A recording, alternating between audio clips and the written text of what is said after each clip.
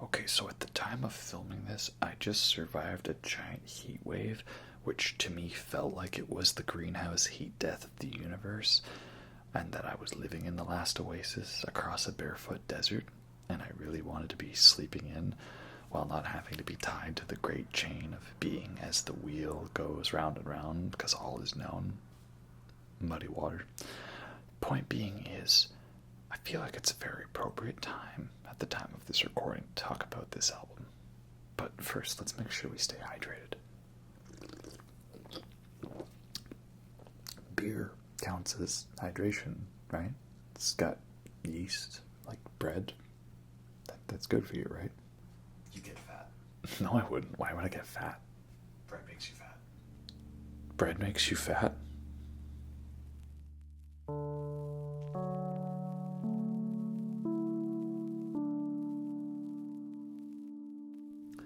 Hello, everyone, and welcome to the ASMR review show. For this video, we are going to be continuing our journey through the King Gizzard and the Lizard Wizard ASMR vinyl album review series.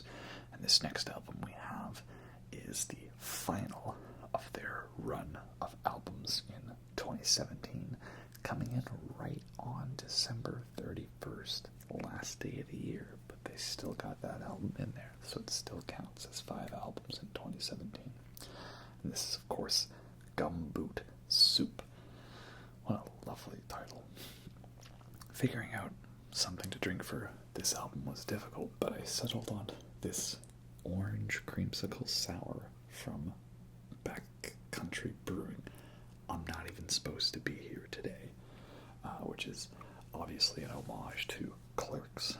You know, Clerks is such a classic movie. You know, if you've ever worked a job you didn't really care for, but you had to because you needed the money, right?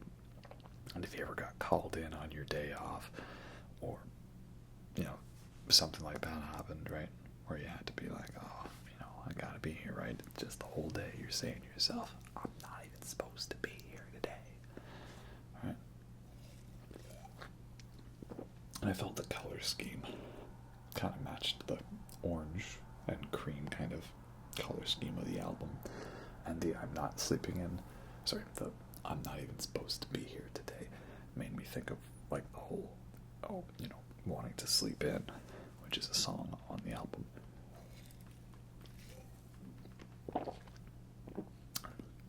Obviously beer is not meant for hydration, but this is a quite tasty one.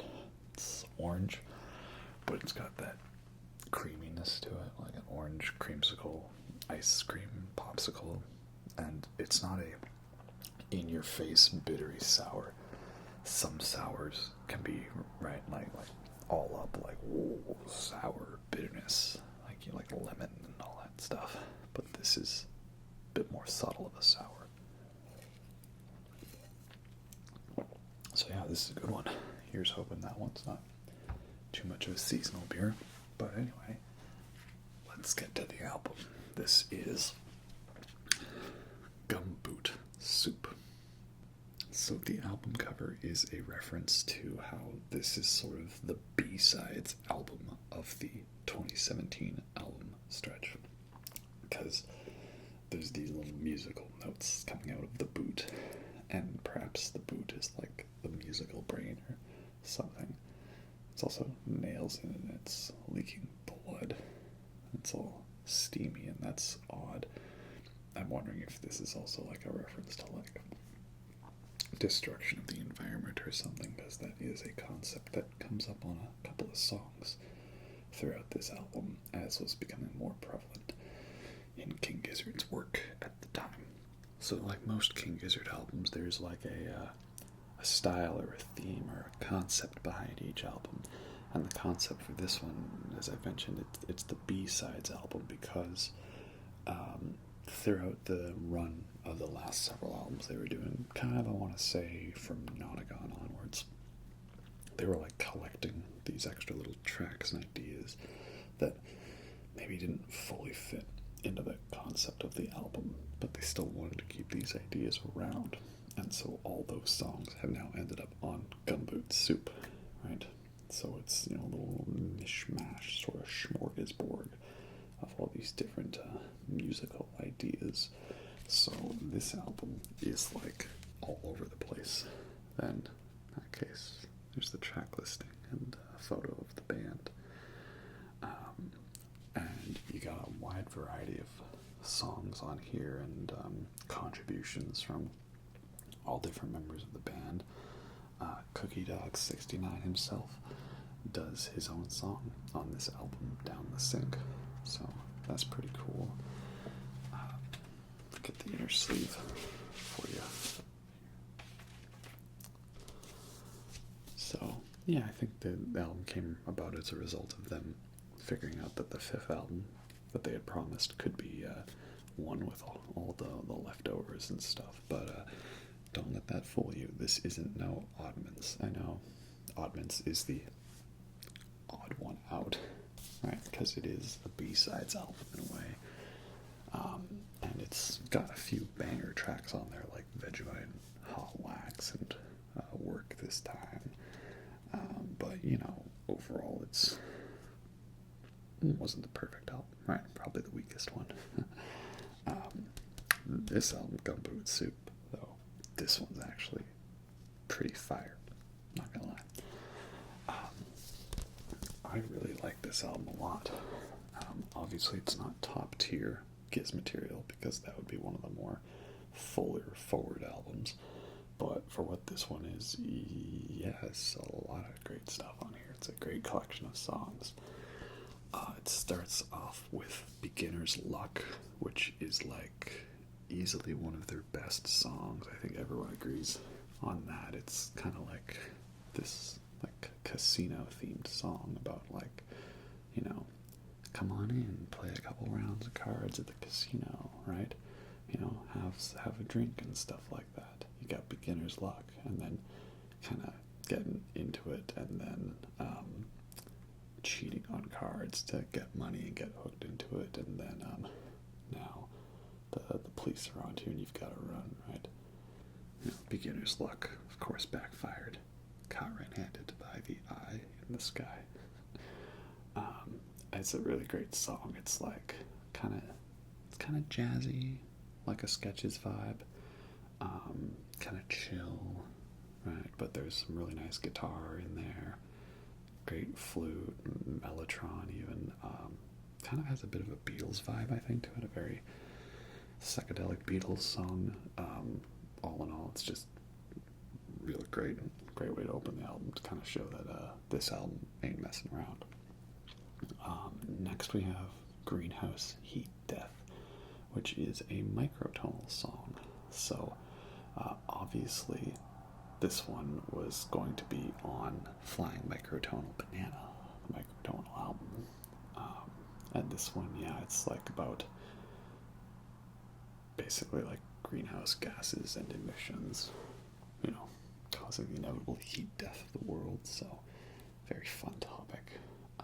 The vibe definitely fits in with the microtonal stuff. There was a lot of this idea of like nuclear radiation and nuclear meltdowns and stuff like that, and melting, and all that. So this really fits that vibe. I'd say that song definitely belongs with that collection of songs on Flying Microtonal Banana. Fits very well. And of course, very tasty wah. Nice wah pedal, always good. And then there's Barefoot Desert, which is, we got another Ambi and Cookie song together. That's pretty cool. And that's a fun one. Another very upbeat pop song. I really love the bass tone on any of the jazzy style songs. There's something about it. It's like it sounds like a very like bright, punchy bass line, but it's not distorted or overblown or in your face. It just really punches through the mix. It's hard to describe it, but it works very well for the jazz stuff and for these jazzy songs. Muddy Water, I know, is a pretty good fan favorite, and that one's a little bit more of an upbeat kind of garage rock aggressive sound to it. Kind of gives me some musically and sonically like Nonagon Murder the Universe vibes in terms of the more aggressiveness to it. And yeah, there's all this kind of idea of like environments and heat and dirty water, and I feel like in Beginner's Luck it could talk about like, playing Beginner's Luck with the world. So there's kind of this theme going on here. It's definitely something that we get into more of on Fishing for Fishies and Infest the Rat's Nest. And then we get the Joey song, Superposition, where he decides to go all Archon, like synthy and stuff like that. Some pretty interesting lyrics on there. If you know the lyrics to this song, you know what I mean. It's a weird one, but perhaps hinting towards that Butterfly 3000 synthy sound. Then we got Down the Sink, Certified Cookie Dog 69 classic, another fun one. I feel like majority of the songs here have kind of like a Sketches 2.0 vibe, but without the Mild High Club collab, and not as jazzy. It's more groovy and funky than it is jazzy, if that makes sense. And that's side one of the album. It's saying like, okay, so it's been a pretty mellow album, a bit of that typical like, fun music but dark lyrics, okay, interesting, greenhouse heat deaths, microtonal stuff, jazzy stuff. That's pretty cool. Let's put on side two, The Great Chain of Being. Alright, let's start with that one. How does that start? Well, you put it on. The great chain down, of being down. Like, wow, they go full on like B standard, drop B, doom metal on us. Like, wow, Giz just dropped a doom metal song. Oh yeah, that's awesome. I mean, knowing what Giz is capable of in terms of doom and metal now, perhaps it is a little quaint and simple, but I still really love this song. I've, again, always joked that King Gizzard should be contractually obligated to include a doom metal song or doom metal reference or passage on all of their albums.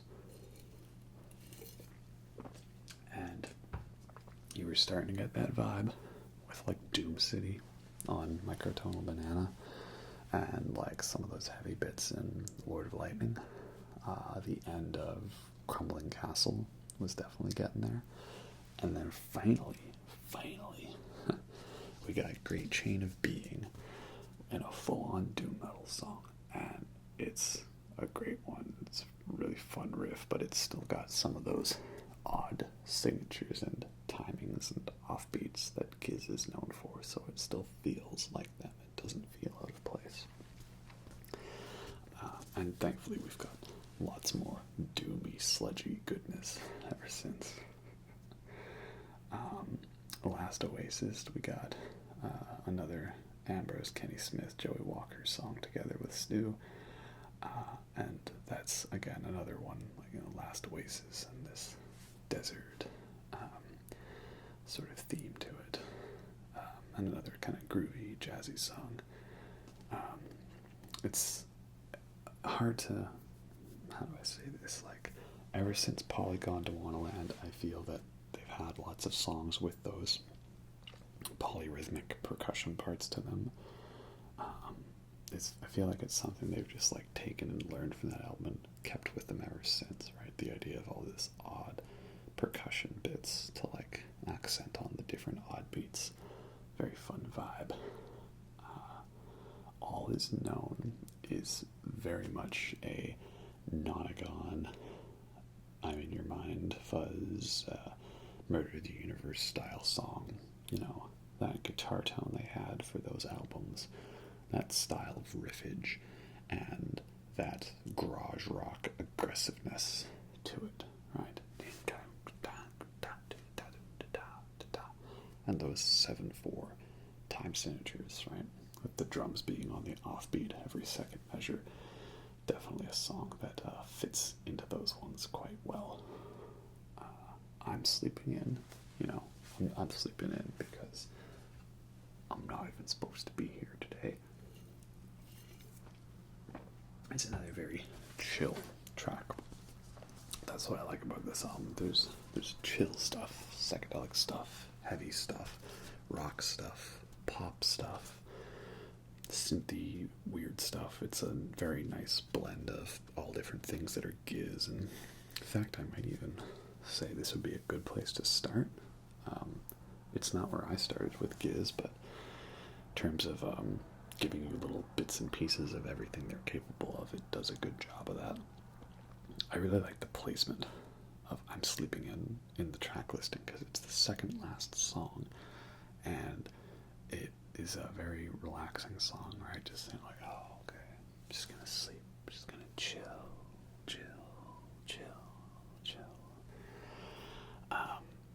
And then it ends with like kind of like that reverse shepherd tone of like the synth going down, the power of the. So just listening to this album as a cycle that kind of is like already putting you to sleep, and that just kind of helps turn the brain waves down just to chill.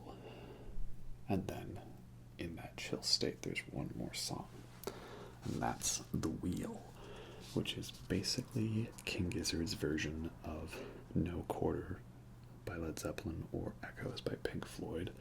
It's got that same sort of watery, echoey, trill keyboard piano sound that those songs have. Correct me if I'm wrong, but didn't they get those sounds by running pianos or keyboards through Leslie speakers, rotating speakers, or Univibes, or stuff like that? The thing you did in the 70s was you used a Leslie speaker, or if you're Soundgarden and you're recording Black Hole's Sun. But yeah, that's a really good song. It's kind of a fun groove, because you think how The River had that 5/4 groove. The Wheel has this fun sort of 7/8 groove, right? 1, 2, 3, 4, 5, 6, 7,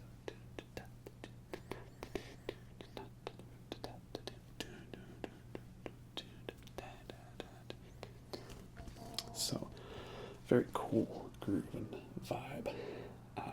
But also it's kind of got this very like apocalyptic feel to it. Right? The wheel that steers us into our future, path to idealistic reaper, destroying all that will keep us heading for a better thesis. My favorite thing about that song is on the vinyl version, it ends with a locked groove infinite loop.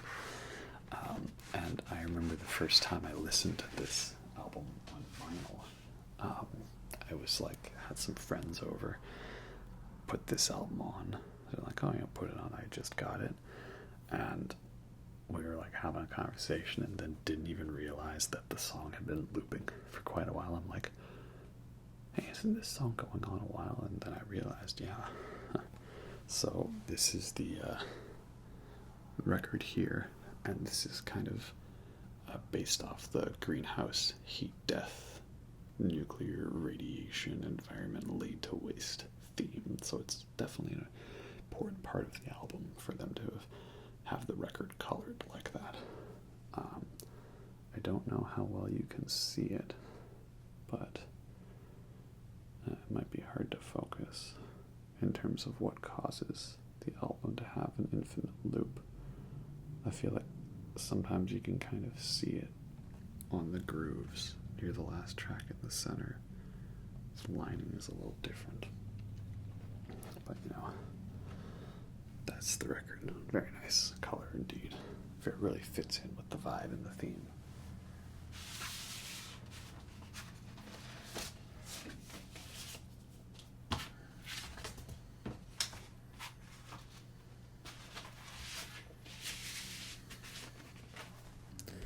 So that is Gumboot Soup, and it is definitely one of my more loved King Gizzard albums, specifically for that really good collection of songs from all different styles and genres, you know.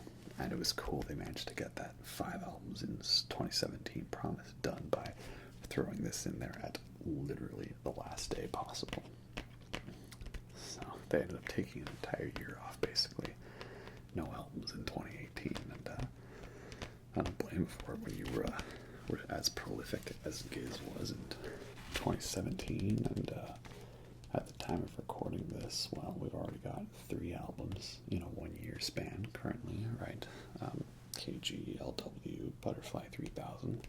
So that's pretty awesome. Maybe we'll get another great 5-album run. Who knows? I mean, I'm sure that they've all been hard at work with not really being able to do anything else right now in the world. Definitely no concerts in Canada, that's for sure.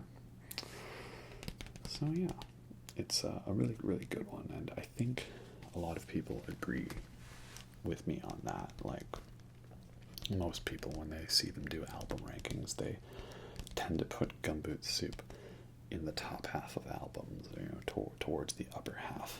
It's never like, nah, this one's not that great. It's usually the consensus is, hey, that's pretty good. This one's actually pretty decent. It's no Nonagon, it's no Murder of the Universe, it's no Polygon Dwanland, it's no, Paper Mache is most people's favorite, not mine, because I like the heavy stuff. But it's a really good one. It's a really good one indeed, and definitely worth checking out if you don't like Giz, or you don't know them, or if you know some Giz but you haven't gotten fully into the deeper cuts. Don't be fooled at the fact that this is essentially a B-sides album. It's really worthy of being its own concept of a thing. Whatever I'm trying to say. Anyway, that's Gumboot Soup. So, wow, King Gizzard doing 5 albums in 2017. 5 bits of content in 1 year. That's like at least like triple the amount of videos I normally put out in a year, right? See, I wouldn't make promises like that, because I'd get committed to one idea and then go to another idea, and I wouldn't be able to stay focused in one place. So I'm not going to promise that, right? I don't even know when these reviews are coming out. Who knows, by the time this one comes out, it could be 2023, and we got 10 King Gizzard albums in the span of a month. Like, they're almost up to Buckethead numbers. I don't know, I'm rambling now. Anyway, hope you all have a good time sleeping in, and I'll catch you next time. Have a good night.